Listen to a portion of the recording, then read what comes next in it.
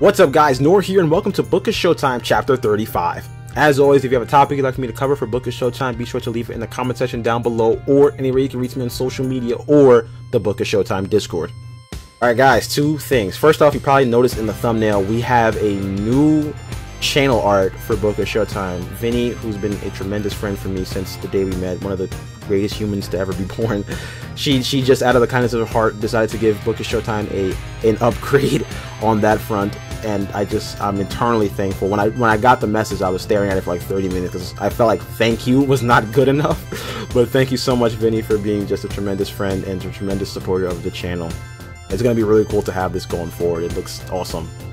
Also guys, thank you for sticking with me through this kind of like weird hiatus we had to go on. It looks like everything is going smooth with the channel. I haven't gotten taken down in some time, but I still don't know what exactly I did wrong, but hopefully it's all over with and now we can get back to doing this. I love Book of Showtime. This is one of my favorite things to do. So the fact that we're back doing it, I'm very happy, and to be resuming content. So like I said guys, keep the topics coming, you know, and let's just get into today's chapter. Phasmophobia has recently turned 3 years old. Happy birthday, Phasmophobia, and it has greatly improved since its release in 2020. In the game's early stages, I felt that if you sat and played Phasmophobia for around 2 to 3 hours, you've basically seen everything the game has to offer. But now, the game has a lot more content to happen. I feel like it's a lot more dynamic. Having multiple ghosts to guess makes the game a lot more fun, as you have to do a bit of detective work on the harder difficulties, as opposed to just waiting long enough for things to happen. You actually have to figure out what makes the ghost tick.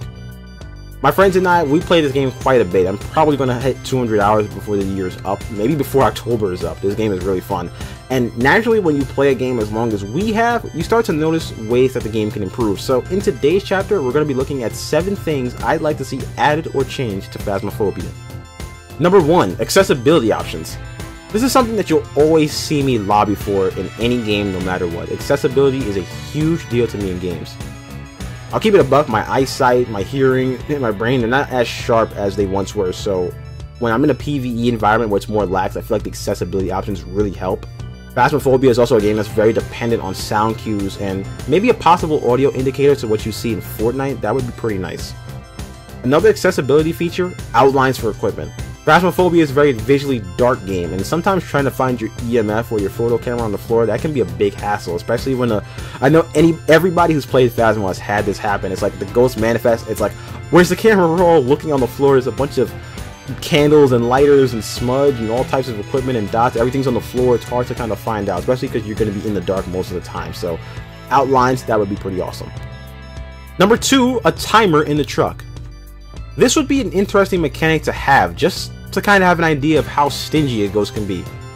You already have a similar mechanic, as there's a timer in the truck that counts down the grace period, and there's also the activity chart that shows when the ghost is active and for how long. But what about a dedicated timer just to show how long you've been on an investigation?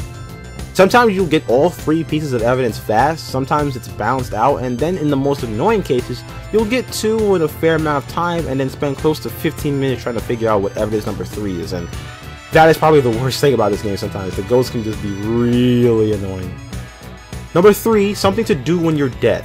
We've all been there when you're trying to escape, there's just not a hiding spot, or the ghost is kind of just right in your path, and you just gotta take the L, and then guess what? For the rest of the investigation, however long that might be, could be a long time, you're just stuck watching your teammates bumble around in the dark.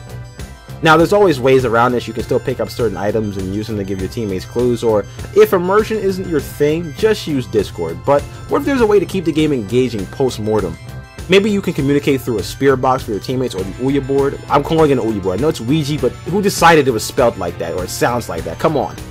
Or maybe they can create a special item that you can use in the investigation when you're dead. Maybe like a special smudge stick that when the ghost hunts, you can use it and it keeps your teammates alive. You know, something to make it so that you're not just standing around doing nothing. Number 4, add in a drone. Okay, I know, hear me out, this is a little silly, but let's say in the lore, the ghost hunters, maybe they go to investigate like an old military barracks, and they find like a bomb defusal drone that still works, and they say, hey, we can still use this. This would be a huge help if you could just send the drone in to pick up a tripod that gets knocked over and maybe light some candles. It would have the very limited battery, of course, and once it goes, that's it for the investigation, but it would just be something that's really fun and silly to have in the game. Number 5, revert the free candle change. This was probably done for balancing changes, but with the Ascension update, you can't pick up the candles that spawn around the map, which makes me a little sad. My favorite thing to do when I loaded into an investigation was go around and gather all the candles. Now that the candles you buy will eventually run out of charges, before you can just have them on forever, but now they will run out of use. It wouldn't encourage people to buy or even upgrade the candles because you can get good candles for free. Maybe change it so that the amount that spawns is random or is tied to difficulty, with the easy mode giving you 4 and nightmare or higher giving you just 1. Number 6, utility belt add-on. Now this is extremely wishful thinking. This is something that probably would never happen for just of balancing purposes, but imagine if non-VR users could carry 4 items, and I know this would be incredibly strong, so maybe limit it to just 1 belt per investigation, only 1 person can have it, and if you're wearing it, it slows you down significantly, like you can't even run. It would help in the early stages of the investigation when you're trying to pinpoint the location of the ghost, and you always need a flashlight or a candle to help with sanity, so my strategy is currently, like, once we find the location, I'll spend the next few minutes trying to bring as many items to the front door as I can to save us time. If I can make this faster with a utility belt of sorts though, that would be pretty cool.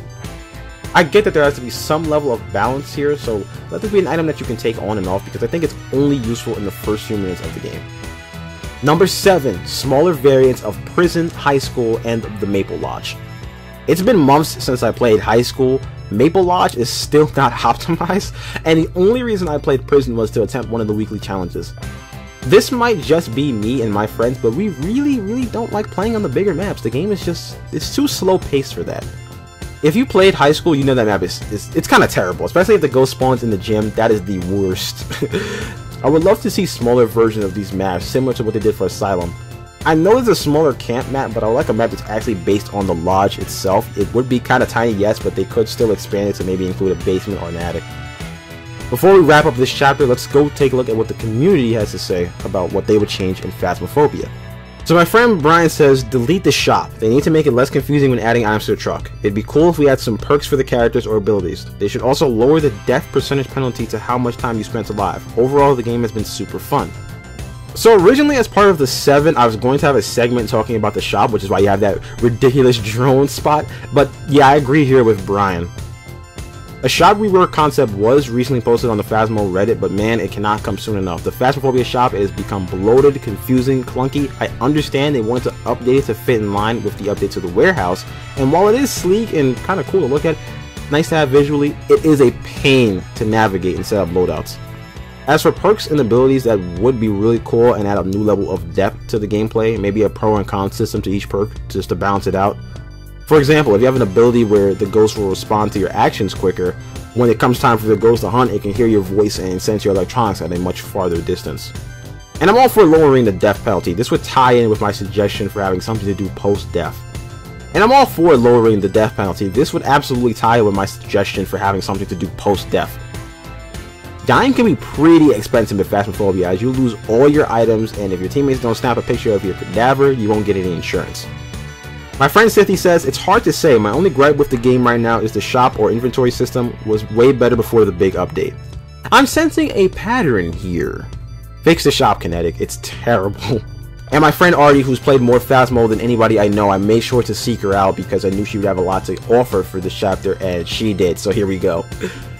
At first she says, I wish there were more player customization options. I'd love to have a more personal character to myself. I agree, it's a little jarring we have to stick with the same 8 generic models for like 3 years. I assume that some level of custom options are in the pipeline, but it's been long enough. And myself personally, when I play certain games, I tend to associate the characters my friends play as with my friends themselves, so that's how I tell who's who faster. Next, she says, I wish they had a bigger variety for weekly challenges as opposed to just finding the ghost in X location or getting pictures, soul steps, identifying ghosts. The weekly challenges themselves are fun, like the big ones that, you know, where you have to like do the special types of challenges that they provide the loadout. Those are fun themselves, but the fact that you have to do it in the same location is a little, I don't want to say it's boring, but it definitely gets stale seeing the same things in the same place all the time. As for the other challenges, yes, they indeed can use a bit of sprucing up. There's no real variety. It's basically just after you do the main weekly challenge, it's just play the game enough and you get these. Artie then goes on to say, I would love the addition of weekly/daily challenge difficulty, so instead of having every challenge be X amount of dollars for the same difficulty of challenges, you can get easy challenges for $100, medium for $250, so on and so forth. This would be really good for new players. Phasmo can be rough, in the beginning. It's now more than ever, because the starting equipment has just been reworked and it's a little terrible. The equipment it's rough. So if there's challenges that makes it easier for you to get your money and your rank up for the newer players, you know, you always have to be mindful with these games to be more inviting of the newer players. So like, when don't make it hard to get into this game. She goes on to say, we're definitely well overdue for a new map, which hopefully will be getting Point Hope soon. I'd love to see a full church map, hotel or motel, arcade, restaurant, or convenience store, for examples. Alright, for those of you that don't know, there's actually some UV text in the warehouse that when deciphered, it spells out Point Hope, which we assume is the next map, potentially set at a lighthouse, which would be awesome, which if you ever seen the Lighthouse movie, that's why that would be cool. There has to be an Easter egg for that. But yeah, we do need a new map like crazy, and to be honest, arcade sounds the most enticing to me, because if you take out the residential areas, minus the farmhouses, every location is a pretty generic haunted location. Haunted asylum, haunted school, haunted cabin in the middle of the woods. An arcade though, that stands out. Imagine a ghost event where all the machines turn on. That would be sick. I say that as my Mac goes to sleep, so that kind of creeped me out a little bit. Please, no ghost. It's too late. I'm scared now. Finally, she says the Tier 1 equipment needs a serious revamp. It makes the game feel infinitely more impossible to play, especially for new players coming in. Well, I just mentioned too that the earlier hours of Phasmophobia are rough. The Tier 1 equipment, or the poverty equipment as my friends and I call it, it makes the game really, really hard. And I think dots is impossible to get on that pen. It's terrible. And don't get me started on those flashlights. I can't see anything. I'm already kind of going blind as is. I can't see anything without my glasses. And in the dark, man, I'm extremely blind. Those flashlights is like, man, it's rough. It makes the game a little scarier though, and harder too. But I don't want that to be a turn off to newer players. At least buff the flashlights and the dots. I can tolerate everything else being cheap and bad, but those things I think are the most important. Alright guys, thank you so much for watching this video. I wanted to have this out on Phasmo's birthday, but obviously all the YouTube stuff kind of put a crimp in my plans, but thank you so much for sticking this out with me. Let me know what you would add to Phasmophobia. And if you don't play Phasmophobia, let me know what would get you to play Phasmophobia. Inshallah, I will see you in the next chapter.